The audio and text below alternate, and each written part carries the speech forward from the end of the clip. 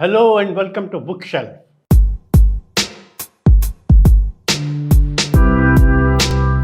Today we'll talk about writers and some of the unbelievable stories about them.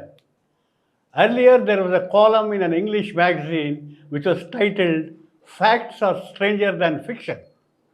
I think the events which will be discussed will fit into that headline.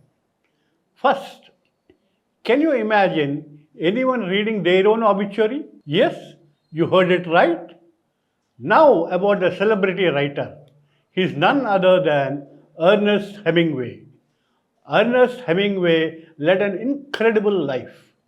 Besides writing, he had done many incredible things in his life. During World War I, he served as an ambulance driver. He earned the Italian Silver Medal of Bravery and a Bronze Star. Then he went on to cover the Spanish Civil War as a journalist and served as a correspondent for Time magazine during World War II. Two world wars, he lived an extraordinary life which was almost cut short by plane crashes in 1954. The first came when he and his wife boarded a sightseeing charter flight from Nairobi to the vacation spot on the lower Victoria Nile River. The plane clipped a utility pole and crashed, leaving the passengers and crew in need of medical attention. They boarded another flight to Entebbe, but the plane exploded on the runway, severely injuring Hemingway. When he and his wife finally made it to Entebbe by truck, the local journalists had already reported his death, making it possible for the Hemingways to read their own obituaries. Two wars, two plane crashes, and a fake obituary. Okay. Now, coming to modern times, Stephen King, he is one of the most prolific writers in modern times, having written nearly 100 novels throughout his half a century long career. While it would make sense that he wouldn't remember every detail that he went into every aspect of a novel, there is one book he doesn't remember writing at all. And it's also one of his most famous.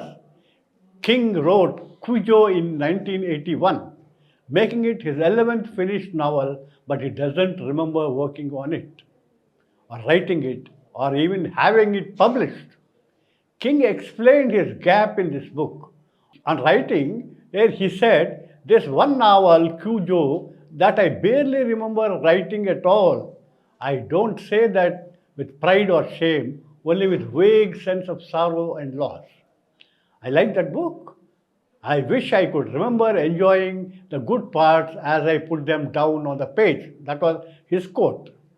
That could be due to his lifestyle ailments while dealing with some addiction problems. Okay. Next is George Eliot. George Eliot was a prominent Victorian novelist who wrote 7 novels known for their realism and insight into psyche of Middlemarch, touted as one of the greatest novels of all times. Eliot's books were incredibly successful, but many people who read them didn't know that George Eliot was the pen name belonging to Mary Ann Evans. Yes, while women were able to write under their own names in the mid 19th century, she opted and let everyone believe the work she produced was coming from the mind of a man rather than that of a woman. Female authors of that era were predominantly writing romantic novels. Here in this era, women were masquerading as male writers to avoid or attract controversies. Okay. Franz Kafka. Franz Kafka never finished writing a single book. Yes. He is one of the writers whose most people learn about in high school by reading his most famous work, a short story titled Metamorphosis. Despite being one of the most well known writers of his age, Kafka never actually finished writing a novel, though he did see several stories published during his life. 3 of his novels did make it to the print, were all put together by his friend and literary executor Max Brod after Kafka's death. Okay, now You all know J.R.R. Tolkien. He is one of the 20th century's greatest authors, but he was also a poet, philosophist, and an academic. Hobbit, Lord of the Rings, trilogy, and others earned him a lot of name and the name and title of father of modern fantasy literature. However, he spent most of his time working on Oxford English Dictionary following his service in World War One. His work on the dictionary was the first civilian position he held after leaving the military. He spent much of his time working on the history and etymology of words beginning with the letter W. His specialty was researching words of German origin. Language was one of Tolkien's strengths, and after his works on the dictionary. Now, next is George Orwell.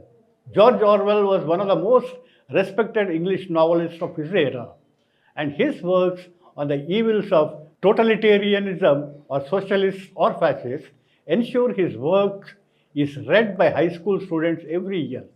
He is best known for two books, Animal Farm and 1984.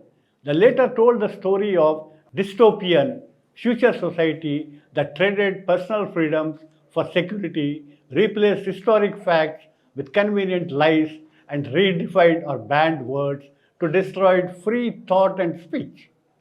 The subsequent authoritarian states' use of mass surveillance mirrors a worst case scenario that could play out in any society.